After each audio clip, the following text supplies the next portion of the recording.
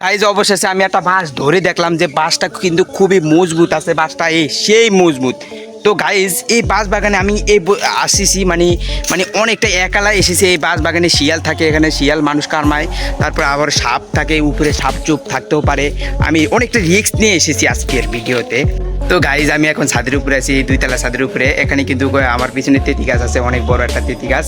আর পিছনে কিন্তু সূর্য এখনও ডুবে নাই, পিছনে সূর্য আছে ওখানে, ওই যে দেখা যায় সূর্য। আর আমি এখানে আছি পিছনে, আমি আছি ছাদের উপরে। দেখো এই যে আমাদের ছাদ এটা। তো this is my brand YouTuber. আমার অনেকগুলো ইউটিউব চ্যানেল আছে, সবগুলো একসাথে চালানো সম্ভব না।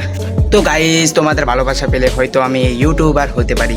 This is my brand YouTuber. তো গাইজ আমি ঘুরতে এসেছি আজকে জঙ্গলে, আজকে জঙ্গলের ভিতরে চলে যাই। চলো, মূল বেশি কথা না বলে আমি এখন জঙ্গলে চলে যাই।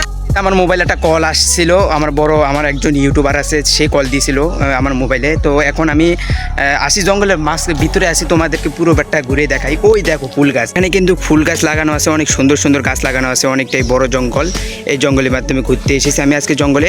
ও ভাই, কি 3-4 মাথাওয়ালা গাছ। আর এখানে কাঁঠাল গাছও আছে, অনেক বড় বড় কাঁঠাল গাছ। বাঁশ গাছ আছে পিছনে, তারপরে আছে এই দেখো কাঁঠাল গাছ। কি অবস্থা, এখানে কাঁঠাল গাছে অনেক কাঁঠাল ধরেছে গাইস।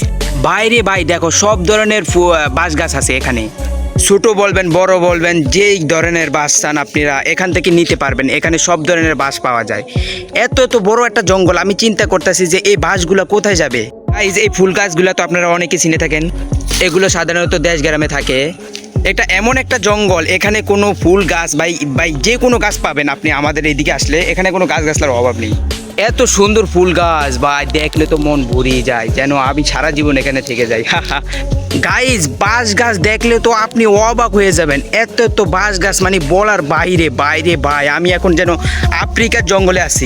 বলে গিয়ে আমাদের যে দেশ গ্রামে দেখা যায় যে বাদাম গাছ, ওইটা এলে সেই বাদাম গাছ। বাদাম গাছটা কিন্তু এখনো খুবই ছোট ভাই, কিন্তু ভাই এতটা সুন্দর লাগছে যে বাদাম গাছটা যে পাতাগুলো সব ছড়িয়ে ছিটিয়ে রয়েছে, যেন এখানে দুজন প্রেমিকা নায়িকা বসলে যেন অসাধারণ দেখা যেত। এই পর্যন্তই ছিল আজকের ভিডিও। আজকের ভিডিওটা যদি তোমাদের থেকে ভালো লেগে থাকে তাহলে এই চ্যানেলটাকে একটা লাইক দিয়ে সাবস্ক্রাইব অবশ্যই করবে, প্রতিদিন যাতে তোমাদের সামনে এই ভিডিওগুলো চলে আসে। আর ফেসবুক থেকে যদি দেখে থাকো তাহলে একটি ফলো দিয়ে দিও, টিকটক থেকে দেখে থাকলে একটা লাইক দিয়ে একটা ফলো দিও, আর ইউটিউব থেকে দেখে থাকলে লাইক দিয়ে একটা সাবস্ক্রাইব করো। বাই, চলে গেলাম।